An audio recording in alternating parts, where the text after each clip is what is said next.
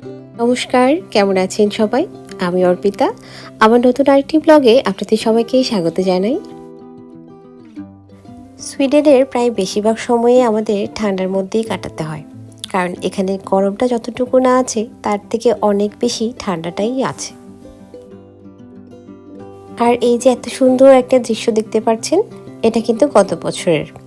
আর এই ভিডিওটা করা হয়েছিল স্টকহোম থেকে। বরফের মধ্যে স্বাভাবিকভাবে হাঁটতে গেলে আমাদের যেখানে অসুবিধা হয়, আর সেখানে দেখুন এরা কি করছে। আসলে যার যেটার জন্য অপেক্ষা, এরা কিন্তু এভাবে বরফ পড়লে এভাবে স্কিট করতে খুব বেশি পছন্দ করে। শুধু যে বড়রা করে তা কিন্তু না, এখানে কিন্তু ছোটদেরও সমানভাবে ট্রেনিং দেওয়া হয়। বিশেষ করে তারা যখন স্কুলে পড়ে, সেই তখন থেকেই ওরা এই ধরনের বিষয়ে ট্রেনিং প্রাপ্ত হয়ে থাকে। যদিও বা আমার এই বিষয়ে খুব বেশি ভয়, কারণ আমি বরফ পড়লে আমার নিজেরই হাঁটতে খুব ভয় লাগে। যেখানে আমার আধা ঘন্টা সময় লাগবে, সেখানে আমি 1 ঘন্টা সময় হাতে নিয়েই বের হই, কারণ আমি বরফের মধ্যে একেবারেই তাড়াহুড়ো করে হাঁটতে পারি না, আর আমার খুব ভয় লাগে।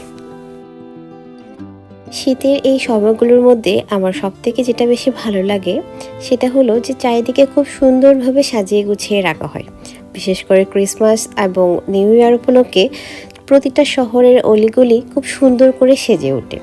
সেই জিনিসটা আমার সবথেকে বেশি আকর্ষণীয় লাগে।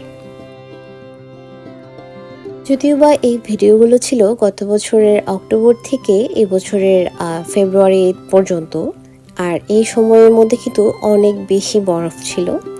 আর এখন যদি এই রাস্তাগুলো দিয়ে হেঁটে যাই, বোঝার কিন্তু কোনো উপায় নেই এই রাস্তাগুলো একটা সময়ে এমন ছিল।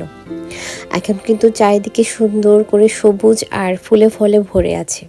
দেখে কেউ বিশ্বাস করবে না, কিছুদিন পর আর বা কয়েক মাস পর আবার কিন্তু এরকম বরফ পড়বে। করবে আচ্ছা আচ্ছা চলো। এই কি করছো? উঠে যাও উঠে যাও উঠে যাও। বরফ দেখলে সব থেকে বেশি খুশি যারা হয় তারা হলো এই ছোট ছোট বাচ্চারা। আমার মেয়ে যেমন বরফ দেখলে তাকে ঘরে আটকে রাখা কঠিন হয়ে যায়, আর স্কুলে গেলে তো সে একদম মহা খুশি। সেই দিন তাকে স্কুল থেকে আনতে যাওয়ার সময় সে এভাবেই বরফের মধ্যে গড়াগড়ি করছিল। মামি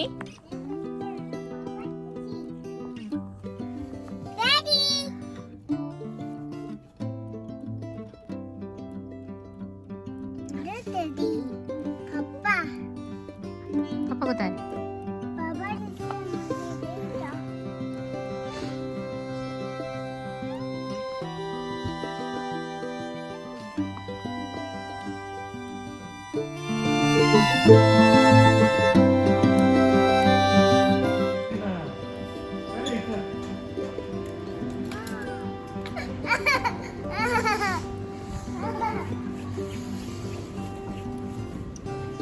এটা কি তোমার? ওটা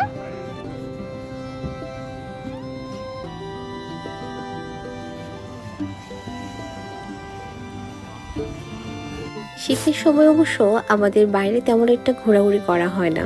আর আমাদের বাইরে যাওয়া মানে কিন্তু তখন কোথাও কোনো সুপার মার্কেটে গিয়ে কিংবা কোনো শপিং মলে গিয়ে কিছু কেনাকাটা করা, কারণ বাইরে এতটাই ঠান্ডা থাকে। আর খুব তাড়াতাড়ি সন্ধ্যা হয়ে যাওয়ার কারণে কোথাও যাওয়ার কিন্তু তেমন কোনো সুযোগ থাকে না।